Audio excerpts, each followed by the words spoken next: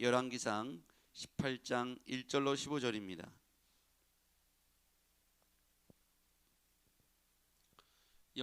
열왕기상 18장 1절. 많은 날이 지나고 제3년에 여호와의 말씀이 엘리야에게 임하여 이르시되 너는 가서 아합에게 보이라. 내가 비를 지면에 내리리라. 엘리야가 아합에게 보이려고 하니 그때 사마리아의 기근이 심하였더라. 아합이 왕궁 맡은 자 오바댜를 불렀으니 이 오바댜는 여호와를 지극히 경외하는 자라. 이세벨이 여호와의 선지자들을 멸할 때에 오바댜가 선지자 100명을 가지고 50명씩 굴에 숨기고 떡과 물을 먹였더라. 아합이 오바댜에게 이르되 이 땅의 모든 물근원과 모든 내로 가자. 혹시 꼴을 얻으리라. 그리하면 말과 노새를 살리리니 짐승을 다 잃지 않게 되리라 하고, 두 사람이 두루 다닐 땅을 나누어 아합은 홀로 이 길을 가고 오바댜는 홀로 저 길을 가니라. 오바댜가 길에 있을 때에 엘리야가 그를 만난지라. 그가 알아보고 엎드려 말하되 내 주 엘리야여 당신이시니까? 그가 그에게 대답하여 그러하다. 가서 내 주에게 말하기를 엘리야가 여기 있다 하라. 이르되 내가 무슨 죄를 범하였기에 당신이 당신의 종을 아합의 손에 넘겨 죽이게 하려 하시나이까? 당신의 하나님 여호와께서 살아계심을 두고 맹세하노니 내 주께서 사람을 보내어 당신을 찾지 아니한 족속이나 나라가 없었는데 그들이 말하기를 엘리야가 없다 하면 그 나라와 그 족속으로 당신을 보지 못하였다는 맹세를 하게 하였거늘 이제 당신의 말씀이 가서 내 주에게 말하기를 엘리야가 여기 있다 하라 하시나 내가 당신을 떠나간 후에 여호와의 영이 내가 알지 못하는 곳으로 당신을 이끌어 가시리니 내가 가서 아합에게 말하였다가 그가 당신을 찾지 못하면 내가 죽임을 당하리이다. 당신의 종은 어려서부터 여호와를 경외하는 자라. 이세벨이 여호와의 선지자들을 죽일 때에 내가 여호와의 선지자 중에 100명을 50명씩 굴에 숨기고 떡과 물로 먹인 일이 내 주에게 들리지 아니하였나이까? 이제 당신의 말씀이 가서 내 주에게 말하기를 엘리야가 여기 있다 하라 하시니 그리하면 그가 나를 죽이리이다. 엘리야가 이르되 내가 섬기는 만군의 여호와께서 살아계심을 두고 맹세하노니 내가 오늘 아합에게 보이리라. 아멘. 오늘 1절 말씀 같이 한번 보시죠. 많은 날이 지나고 제3년에 여호와의 말씀이 엘리야에게 임하여 이르시되 너는 가서 아합에게 보이라. 내가 지면에 비를 내리리라. 아합에게 보이리라. 아합을 만나고 싶지 않겠죠. 아합은 지금 엘리야를 죽이려고 지명수배를 내비놓은 상태이죠. 아합은 사람들을 쫓아서 사람들을 보내서 엘리야를 쫓아가서 엘리야가 어디 있는지 잡기만 하면 그를 잡아서 죽이려고 혈안이 되어 있습니다. 이세벨 또한 마찬가지입니다. 엘리야를 죽이려고 혈안이 되어 있습니다. 그런데 아합에게 가서 보이라. 사실 이러한 대면한다는 것은 두려움이 있죠. 뭔가 자신이 원하지 않지만 우리가 어떤 결정적인 문제에 있어서 대면을 해야 되는 상황이 있습니다. 근데 여기서 중요한 건 하나님께서 보장하시는 것을 믿어야 하는 것이죠. 내가 비를 지면에 내릴 것이다. 3년 반 동안 기근이 있을 것이다 라는 말을 했다는 이유로 엘리야는 쫓기고 있습니다. 그런데 하나님께서 비를 지면에 내릴 것이니 너는 가서 아합에게 보여주어도 되겠다. 얼마나 두렵습니까? 믿음이 없으면 이 메시지를 그대로 신뢰하지 못해서 아합에게 가는 것이 두렵고 떨리겠죠. 믿음이 있으면 이 약속의 말씀 붙잡고 아합이 아무리 두려워도 하나님을 의지하고 아합에게 나아갈 수 있습니다. 살리는 이도 여호와시고 죽이는 이도 여호와신데 엘리야는 지금 그리시네가에서 까마귀를 통해서 그를 먹이시고 또 사르밧 과부를 통해서 기적을 경험한 상태에서 오늘 이 말씀을 듣게 돼요. 그러니까 엘리야는 뜬금없는 얘기를 듣는 것이 아니라 하나님께서 엘리야에게 역사하셨던 여러 증거들이 있습니다. 이 증거들을 붙잡고 엘리야는 분명하게 두렵지만 자기를 죽이려고 하는 아합을 대면하게 되는 것이죠. 하나님을 의지한다면 자신의 대적에게조차도 당당하게 자신을 보여줄 수가 있습니다. 하나님을 믿지 않는다면 두려움 가운데, 하나님을 의지하지 않는다면 우리는 상시로 두려움 가운데 항상 어려운 쫓기는 삶을, 숨어있는 삶을 살 수밖에 없죠. 오늘 하나님은 자신의 살아계심을 오늘 우리에게 입증하기를 원하십니다. 하나님은 오늘 우리에게 계속해서 우상의 헛됨과 당신의 살아계심을 우리에게 보여주고 있는 것이죠. 하나님은 비를 내리기도 하고 막기도 하시는 분입니다. 비를 막으시니가 이제 비를 내릴 것이니 너는 아합에게 보여주어라, 이렇게 말씀하고 있죠.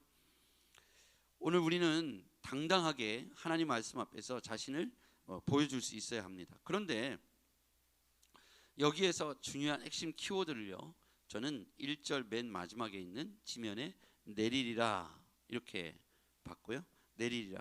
그리고 오늘 본문의 가장 마지막 단어 아합에게 보이리라. 내리리라, 보이리라가 주체가 다 하나님이시죠, 그렇죠? 근데 여기서 그 핵심 단어는 내릴 것이다, 보일 것이다. 그 하나님이 어떤 하나님이시냐? 살아계신 하나님이시다. 살아계신 하나님을 의지하고 우리는 보일 것이다, 내릴 것이다를 믿고 아합에게로 나아가야 하는 것입니다. 오늘 우리가 그것이 없다면 우리는 두려움으로 하나님이 말씀하시는 것에 순종할 수가 없지요. 그런데 여기 한 사람이 등장합니다. 오바댜입니다. 오바댜. 3절입니다. 3절 시작. 아합이 왕궁을 맡은 자 오바댜를 불렀으니 이 오바댜는 여호와를 지극히 경외하는 자라. 왕궁을 맡은 자, 높은 관직에 있죠. 근데 여기에서 보면 아합 밑에 있는데 여호와를 경외하는 사람이라고 표현되어 있어요. 그러니까 높은 관직에 있는데 여호와를 경외한다는 것, 그리고 자신의 주인이 아합이고 이세벨입니다. 그들은 하나님을 잘 섬기는 사람들을 다 도륙하고 죽였습니다. 하나님의 선지자들을 그렇게 죽일 때 그럼에도 불구하고 그것을 다 목도했던 오바댜는 여호와를 경외하는 사람으로 성경에 등장하고 있죠. 관직에 있으면서 어려운 영적 환경 속에서도 여호와를 경외한다는 것이 쉬운 일이 아닙니다. 많은 변질의 사유가 있죠. 제가 이러이러해서 이게 이렇게 영적 관계를 유지하기가 어려워서 여호와를 경외하기가 어렵습니다, 이렇게 핑계를 댈 수도 있고, 아니면 자신이 관직에 있기 때문에 교만하여 영적인 하나님을 경외하는 일을 등한시할 수도 있겠죠. 여러 유혹의 환경에 있는 오바댜는 오히려 여호와를 경외하는 사람이라고 등장합니다. 우리가 자신의 환경과 상관없이 신앙적 태도가 하나님 보시기에 이와 같아서 여호와를 경외하는 삶이 되기를 주의 이름으로 부탁드립니다. 자, 그리고요 5절로 가보겠습니다. 5절 아합이 시작. 아합이 오바댜에게 이르되 이 땅의 모든 물근원과 모든 내로 가자. 혹시 꼴을 얻으리라. 그리하면 말과 노새를 살리리니 짐승을 다 잃지 않게 되리라 하고, 여기에 보면 아합이 오바댜에게 이르되 이 땅의 모든 물근원과 모든 내로 가자. 혹시 꼴을 얻으리라. 그리하면 말과 노새를 살려 짐승을 다 잃지 않게 될 것이다. 기근 중에 있기 때문에 짐승이라도 잃지 않으려고 물 근원을 찾아 나갑니다. 여러분 거기에다가 물 근원에다 동그라미 한번 쳐보시죠. 모든 내, 물 근원. 여러분 여기에서 이 단어를 우리가 조금 더 유추해 보면요, 이 이스라엘 이 당시에 아합이 왜 하나님으로부터 비가 멈춰지는 이 기근에 대한 징계를 받았을까요? 영적인 것을 실패했기 때문이죠. 그가 우상 숭배에 빠져 있고 하나님을 대적했기 때문에 하나님께서 비를 막으신 겁니다. 그러니까 인생의 샘 근원, 물 근원은 이렇게 눈에 보이는 물이 아니고 인생의 물 근원은 전능하신 하나님께로부터 나온다는 사실을 아합이 잊고 있고 무시하고 인정하고 있지 않기 때문입니다. 여기에서 등장하는 엘리야는 물 근원을 정확하게 알고 있는 사람이죠. 여기에서 등장한 아합과 이세벨은 물 근원을 모르고 있는 거죠. 그래서 물 근원을 모르는 아합과 이세벨은 우상을 만들어서 섬기라고 선포하죠. 그런데 엘리야는 물 근원을 정확히 아니까 모든 것이 기근이 들어서 먹을 것이 없는 그때에도 하나님께서 엘리야를 먹이시지 않습니까? 여러분 이것이 바로 우리가 영적 생활하는 데 있어서 중요하게 항상 염두에 둬야 할 내용입니다. 우리의 물 근원은 물질에 있지 않고 세상의 권력에 있지 않습니다. 하나님께 우리 물 근원이 있는 줄 믿습니다. 모든 내와 물 근원은 여호와 하나님께로부터 나온다는 사실입니다. 오늘 그리고 하나님께서 엘리야를 숨기시고 그를 이끌어 가십니다. 10절 말씀 같이요. 시작. 당신의 하나님 여호와께서 살아계심을 두고 맹세하노니 내 주께서 사람을 보내어 당신을 찾지 아니한 족속이나 나라가 없었는데 그들이 말하기를 엘리야가 없다 하면 그 나라와 그 족속으로 당신을 보지 못하였다는 맹세를 하게 하였거늘. 엘리야를 못 찾았어요. 엘리야를 수배령을 내는데 그 어디에서도 엘리야의 흔적을 발견하지 못했습니다. 모든 사람을 보내가지고 엘리야를 샅샅이 뒤졌는데 못 찾아요. 보이지 않아요. 그러면 마을 사람들, 그 나라 사람들에게 다 묻는 겁니다. 너 봤느냐? 다 안 봤다고 맹세를 받을 때까지 일일이 다 확인을 했다는 거예요. 그런데도 당신을 못 찾았다. 왜 못 찾았을까요? 하나님이 숨겼기 때문입니다. 하나님의 사람 엘리야를 이세벨과 아합이 군사를 풀어서 아무리 찾고자 했으나 그를 전혀 발견하지 못했던 것은 하나님께서 그를 숨겼고 그를 보호하셨기 때문이죠. 하나님이 이처럼 하나님의 사람 엘리야를 지키시고 보호하셨다는 겁니다. 하나님이 일을 맡기실 때에는 하나님께서 기적과 같이 능력으로 역사해 주셔서 엘리야의 삶 가운데 그 두려움이죠. 얼마나 하나님 말씀을 선포하고 아합을 대면하는 일이, 대적하는 일이 두렵겠습니까? 근데 하나님께서 엘리야를 그냥 방치하지 않고 엘리야를 아합의 눈으로부터 보호해 주시고 지켜 주셨습니다. 왜요? 하나님의 사명을 감당하고 있는 사람이기 때문에 그렇습니다. 우리가 하나님께 사명을 감당하다 보면 여러 가지 위태로운 위기를 만날 수도 있지만 하나님은 그러한 사람들을 지켜주시고 눈동자와 같이 보살펴 주신다는 겁니다. 엘리야가 떡과 고기를 먹을 수 있었고 그리고 안전하게 될 수 있었던 것은 하나님 앞에 그가 온전히 순복하고 순종했기 때문입니다. 그리고 엘리야는 하나님을 분명하게 인정했기 때문에 당당하게 내가 여기 있다 이렇게 말하고 있습니다. 8절. 엘리야가 당당하게 이렇게 이야기할 수 있었던 것은 8절 시작. 그가 그에게 대답하되 그러하다 가서 내 주에게 말하기를 엘리야가 여기 있다라. 엘리야를 잡기 위해서 엘리야가 어디 있는지 수배령을 내려서 찾고 있는데 내가 여기 있어 라고 말하라는 거예요.